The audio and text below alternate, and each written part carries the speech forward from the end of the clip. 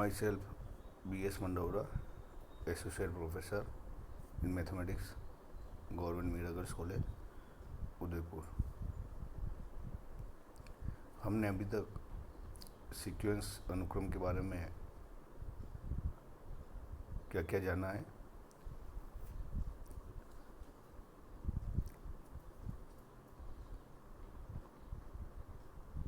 Sequence, अभिसारी sequence, अपसारी sequence, दोहरी अनुक्रम, limit point, limit of a sequence, इसको स्टडी किया है। अब हम इससे रिलेटेड जो थ्योरम्स है उस पर उनको प्रूव करेंगे। जैसे थ्योरम है 1.2 the necessary and sufficient condition that a sequence xn converges to L is that it is bounded and has a unique limit point for every epsilon greater than 0. There exists n naught belongs to n such that xn minus L is absolute value of xn minus L is less than epsilon. एक अनुक्रम xn के L को अभिस्थित होने की आवश्यक एवं पर्याप्त शर्त यह है कि अनुक्रम परिबद्ध है तथा सीमा बिंदु अद्वितीय है। मीन्स प्रत्येक एप्सिलॉन ग्रेटर देन 0 के संगत एक ऐसा धन पूर्णांक n नॉट विद्यमान है कि absolute value of xn minus L is less than epsilon, जबकि n greater than n naught. तो आवश्यक एवं पर्याप्त कंडीशन क्या है? किसी भी सीक्वेंस कन्वर्जेंट है, यदि L को सीक्वेंस यदि कन्वर्जेज है तो उस सीक्वेंस का बाउंडेड होना जरूरी है और has a unique limit point. इसको हम प्रूव करेंगे।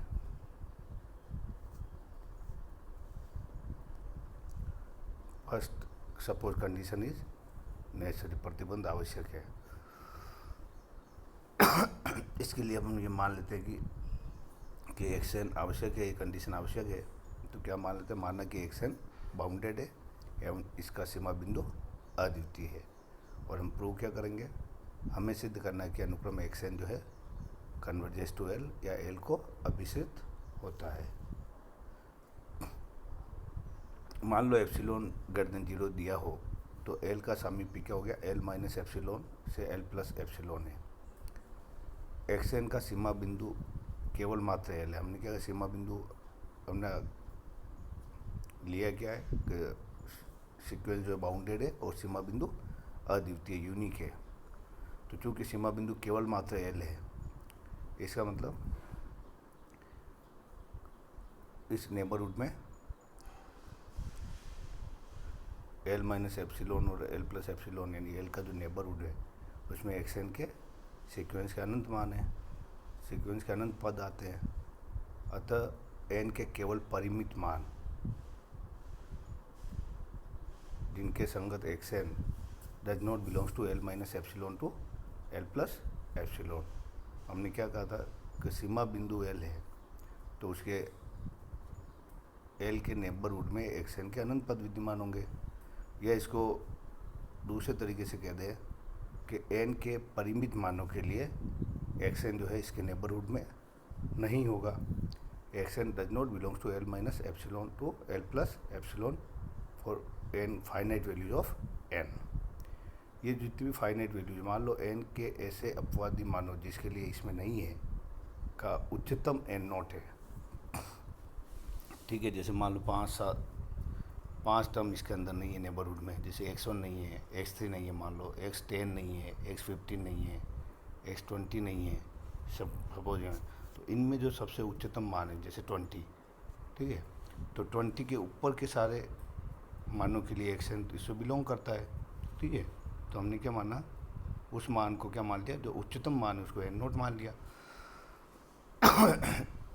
xn belongs to L minus epsilon to L plus epsilon जब n greater than n naught. जैसा कि हमने माना है। यानी इसका मतलब क्या हुआ कि n के अनंत मानों के लिए n greater than n naught है तो xn belongs to l minus epsilon to l plus F, यानी xn lies between l minus epsilon to l plus epsilon where n is greater than n naught, और से absolute value of xn minus l is less than epsilon when n greater than n naught. This ये definition आपकी क्या convergent की definition है, यानी xn converges to l। तो ये हमने प्रूव किया कि xn जो है l को कन्वर्ट होता है जब ये दिया हुआ कि xn बाउंडेड है और उसका यूनिक लिमिट पॉइंट है। अब हम इसका converse part sufficient condition prove करेंगे, जिसमें ये प्रूव करेंगे कि अपन सीक्वेंस जो है हम ये मानते हुए कि सीक्वेंस कन्वर्जेंट है, और हम ये प्रूव करेंगे कि सीक्वेंस बाउंडेड है एवं उसका यूनिक लिमिट पॉइंट है। ओके, अब क्या, अब इसका जस्ट रेसिप्रोकल कि xn को कन्वर्जेंट मानेंगे और प्रूव करेंगे xn बाउंडेड है और उसका सीमा बिंदु जो है वो यूनिक है। तो माना xn l को अभिसित होती है, हमें सिद्ध करना है कि xn जो है परिबद्ध है, बाउंडेड है एवं इसका सीमा बिंदु अद्वितीय है। मान लीजिए epsilon greater than 0 there exist n naught belongs to n। Definition xn चूँकि l को अभिसित है, कन्वर्जेंट हमने ये माना है, तो there exist n naught belongs to n का absolute value of xn minus l is less than epsilon when n greater than n naught, यानी xn belongs to l minus epsilon to l plus epsilon जब n greater than n naught. Okay, अब हम क्या करते हैं, हमने कहा कि xn इस नेबरहुड में है जब n की वैल्यू n नॉट से बड़ी है। तो अब हम क्या करते हैं, मान लीजिए k जो है मिनिमम है, x1 n greater than n not है, ठीक है, तो इसे n नोट्स और n नोट से नीचे की जो भी वैल्यू है उन सब में मिनिमम जो है उसको क्या मानते हैं, k, यानी minimum of x1 x2 xn note और l माइनस एप्सिलॉन, क्योंकि l माइनस एप्सिलॉन भी मेंबर नहीं है xn ओपन इंटरवल है, और मैक्सिमम वैल्यू मान लेते हैं x1 x2 xn note l plus epsilon. Okay, तो ठीक है, तो इसमें यानी मिनिमम स्मॉल के को मिनिमम मान लिया और मैक्सिमम वैल्यू को कैपिटल के को मैक्सिमम मान लिया। तो इससे क्या मतलब निकला कि xn जो l माइनस एप्सिलॉन से l प्लस एप्सिलॉन के बीच में तो ही है। ओके, और अब xn जो है इसमें सबसे छोटी जो वैल्यू है जिसके लिए नहीं है उसमें सबसे छोटी वैल्यू k मान ली, और जिसके लिए नहीं है उसमें सबसे बड़ी वैल्यू क्या मान ली, कैपिटल K। ठीक है, तो इसका मतलब पूरी sequence xn lies between small k to capital K, यानी xn जो है 2 नंबर के बीच में आ गई। ओके, तो xn जो है एक बाउंडेड सीक्वेंस है। ठीक है, दिस इम्प्लाइज xn का हमने कहा था बाउंडेड सीक्वेंस है और सीमा बिंदु क्या है, l को कन्वर्ज हो रही है, तो सीमा बिंदु l है। अब हम शो करेंगे कि ये जो सीमा बिंदु है वो यूनिक है। ठीक है, तो कोई भी सीक्वेंस कन्वर्जेंट है तो वो हमेशा बाउंडेड होगी, ये प्रूव किया है, और सीमा बिंदु जो है यूनिक होगा, अब ये प्रूव कर रहे हैं। तो मान लीजिए चूँकि यूनिक प्रूव करना, तो मान लीजिए 2 इसके लिमिट पॉइंट प्रदर्शित करना, xn का सीमा बिंदु l अद्वितीय है। तो यदि संभव हो तो मान लो xn का अन्य सीमा बिंदु l डैश है, ठीक है, जो l से अलग है, l से डिफरेंट है, और ये भी मान लिया l dash greater than l है। ठीक है, l dash is not equal to l dash is greater than l। अब ये मान लिया एप्सिलॉन, हम जो एप्सिलॉन चूज़ करते हैं वो क्या क्या 1/3 bracket l dash minus l है, तो उस केस में क्या होगा, l dash minus epsilon is equal to l plus 2 epsilon greater than l plus epsilon. ठीक है,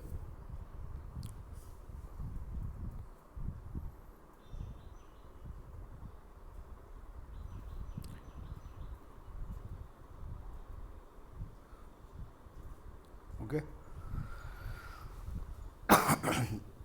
क्या मतलब है इसका, epsilon 1/3 l dash minus l लिया, क्रॉस मल्टीप्लाई किया 3 epsilon equal to l dash minus l, 3 epsilon equal to l dash minus l, 3 epsilon को लिख दिया l plus epsilon plus 2 epsilon equal to l dash minus l। ठीक है, epsilon plus 2 epsilon equal to L dash minus L. Okay, तो इसी का L dash minus epsilon is equal to L plus 2 epsilon. L dash minus epsilon equal to L plus 2 epsilon और which is greater than L plus epsilon. Okay, अब N naught विद्यमान है कि X N belongs to, क्योंकि convergent है, X N belongs to L minus epsilon to L plus epsilon for every N greater than N naught. Means X N, this implies X N greater than, अनंत मानों के लिए L plus L minus epsilon से L plus epsilon के बीच में है, ठीक है, और X N greater than L plus epsilon परिमित मानों के लिए, अनंत मानों के लिए तो इसके अंदर है, ठीक है, क्योंकि ये लिमिट है एल। तो एक्स एन जो है एल प्लस एप्सिलॉन से, एक्स एन जो है एल प्लस एप्सिलॉन से ग्रेटर होगा परिमित मानों के लिए। ओके, ठीक है, और एल डैश माइनस एप्सिलॉन किससे ग्रेटर है? एल प्लस एप्सिलॉन, ठीक है। इसका मतलब एक्स एन जो है एल डैश माइनस एप्सिलॉन जो है वो greater than L plus epsilon, और एक्स एन जो है एल प्लस एप्सिलॉन से ग्रेटर है कब? एन के परिमित मानों के लिए, ठीक है। X N greater than L plus epsilon और एन के फाइनाइट वैल्यूज ऑफ एन। इसका मतलब एल डैश माइनस और L dash minus epsilon is greater than L plus epsilon. इसका मतलब क्या हुआ कि X N belongs to L dash minus epsilon to L dash plus epsilon for finite values of N. इसका मतलब L dash N का सीमा बिंदु नहीं है। यह एक विरोधाभास है, क्योंकि हमने क्या माना था कि एल डैश जो है पूर्व में L dash greater than L मानना संभव नहीं है। इसी प्रकार L dash less than L भी संभव नहीं है, फलतः L dash equal to L. Clear? तो इसका मतलब क्या हुआ कि नेसेसरी एंड सफिशिएंट कंडीशन क्या हुई? आवश्यक पर्याप्त शर्त क्या है कि कोई भी सीक्वेंस कन्वर्जेंट होगी, ठीक है, तो उस सीक्वेंस का बाउंडेड होना जरूरी है और उसका यूनिक लिमिट पॉइंट होगा। बाउंडेड होगी और यूनिक लिमिट पॉइंट होगा। और पर्याप्त शर्त क्या है? कन्वर्जेंट है तो यूनिक और बाउंडेड होगा। और आवश्यक शर्त क्या है? सीक्वेंस जो है यदि बाउंडेड है और कन्वर्जेंट है, बाउंडेड है और यूनिक लिमिट पॉइंट है, तो वो ऑलवेज कन्वर्जेंट होगी। ओके, तो इस तरह से हमने ये प्रूव किया है। Next theorem, every convergent sequence is bounded. प्रत्येक अभिसारी अनुक्रम परिबद्ध होती है, ठीक है। तो सीक्वेंस को कन्वर्जेंट लेते माना कि सीक्वेंस अभिसारी है तथा इसकी सीमा एल है, तो परिभाषा अनुसार जैसे हम डेफिनेशन क्या है कन्वर्जेंट की का फॉर एप्सिलॉन ग्रेटर देन जो संगत एक ऐसा धन पूर्णांक एन नॉट विद्यमान है कि एक्स एन माइनस एल जो है absolute value is less than epsilon for every N greater than N naught. Means X N belongs to L minus epsilon to L plus epsilon. Again वही same जो आपने किया था, K minimum of L minus epsilon X one X two X N naught, K maximum of L plus epsilon X one X two X N naught. Means X N lies between K and के, तो x N is bounded. लेकिन यह आवश्यक नहीं कि sequence यदि bounded है तो वो अभिसारी भी होगी। विलोम का सत्य होना आवश्यक नहीं है। जैसे हमने क्या लिया -1 का होल एन, कोई सीक्वेंस एग्जाम्पल, ठीक है, -1 1 -1 1, तो यह सीक्वेंस जो है किसके बीच में लाई कर रही है? बाउंडेड है, ठीक है ना, -1 से 1 के बीच में बाउंडेड है। लेकिन ये कन्वर्जेंट सीक्वेंस नहीं है, ये ऑसिलेटरी सीक्वेंस है, दोलनीय अनुक्रम है, ठीक है।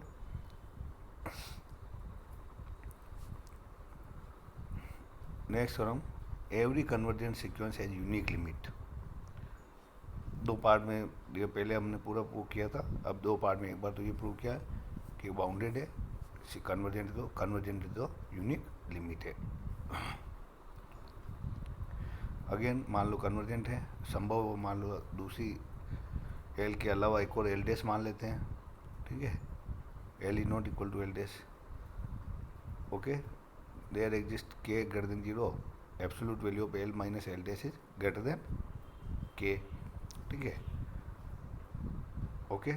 Either L is greater than L dash और L dash greater than L, तो एब्सोल्यूट वैल्यू ले ली हमने, ठीक है। तो दोनों ही केस में पॉजिटिव वैल्यू आएगी, ठीक है। और हम के इस तरह चूज करते हैं कि एल माइनस एल डैश जो है वो ग्रेटर देन के हो।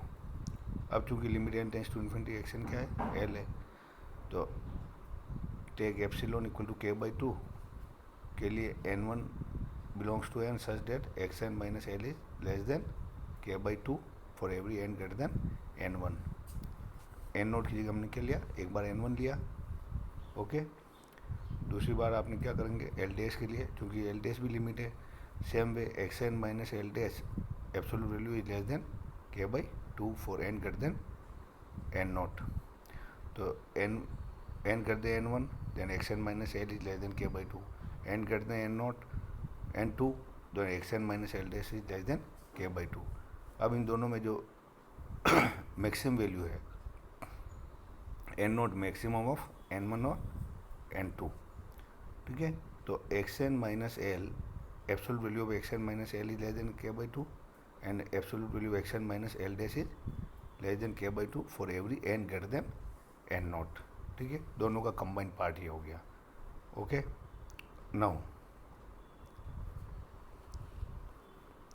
Now L minus L dash absolute value, xn add और सब्ट्रैक्ट कर लिया, xn minus L dash minus xn minus L, और by absolute properties mod of a minus B less than mod of a plus mod of b। तो xn mine mod less than equal to mod of xn minus L dash plus xn minus L, तो less than K by 2 plus K by 2 and less than K, यानी absolute value of L minus L dash is less than K, okay. जो कि आपका किसका भी contradiction है, जो आपका कॉन्ट्रडिक्शन है L minus L dash is greater than K, okay. तो पहले जो आपने पूर्व में माना था कि L minus L dash greater than K and we are getting the mod of L minus L less than K, जो कि एक का विरोधाभास है, इसका मतलब और एल और एल डैश अलग अलग नहीं है। पूर्व में L is not equal to L dash गलत है, L equal to L dash, okay. तो ये तीन थ्योरम आपने अभी देखी, एक तो नेसेसरी एंड सफिशिएंट कंडीशन, एक आपकी every convergent sequence is bounded, and एक नेक्स्ट थ्योरम क्या थी, every convergent sequence is has a unique limit point, okay. तो इसको ध्यान से करिए, ठीक है। किस तरह की दिक्कत आती है तो बताएं आप।